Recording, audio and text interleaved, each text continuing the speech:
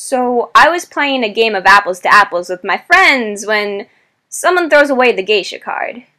Because their ignorance of a culture leads to their indifference because this is just a game they know they won't win.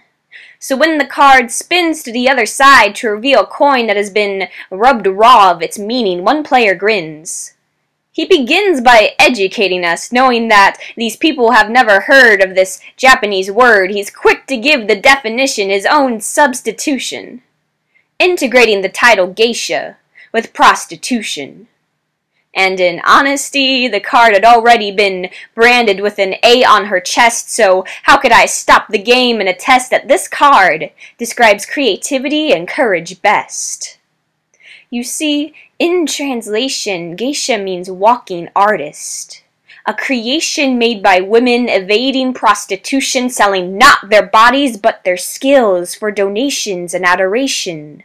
Moving and flipping fans and playing lutes to substitute a day's starvation. Their hands purposefully numbed cold so they can begin mastering their lute's vibrations, and when their fingers warmed, their hands made polite conversation. Pouring tea from pots into cups, crafted symphonies and masterpieces that lasted throughout the ages. Their sleight-of-hand gestures and light-of-foot dances became extensions of their bodies, manipulating the joints in their smallest bones, connecting them into bigger constellations of themselves that suitors could gaze upon and one day explore. How they painted their bodies, adorned kimonos, changed their identities to float above the mortal world and beneath the heavens so they could make a lasting first impression, and hopefully one day escape destitution.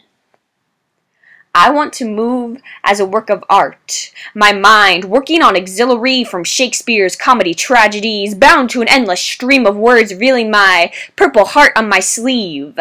Reciting poetry as another form of bravery, rejuvenating the forgotten obituaries and crumpled valentines into a renaissance of verbal watercolors that paint landslides of hieroglyphics to entertain the pharaohs and scare away the bandits from the pyramids.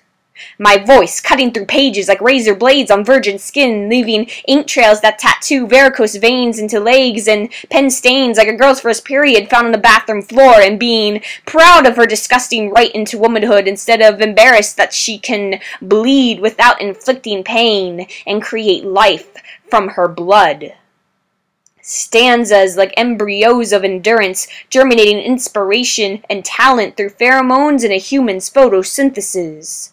Coughing up the leftover cowardice like one would from asbestos. Only the artisans are creative enough to think of poetic asthma, because you see, poets are hypersensitive to allergenic cliches that practice verbal voyeurism in their brainwaves. Disgusted by these washed-up nursery rhymes, do their lungs work overtime, recharging lithium batteries in their lion hearts so their personal grammar police can finally recycle these styrofoam cups of mediocrity.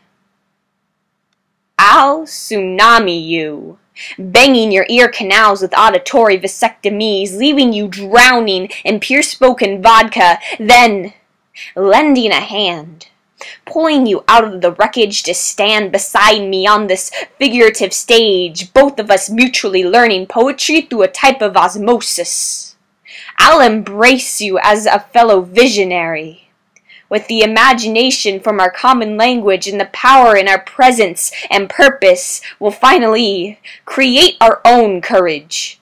And Mother Earth's soil will weave our spoken dynasties, so please, come walk like an artist with me.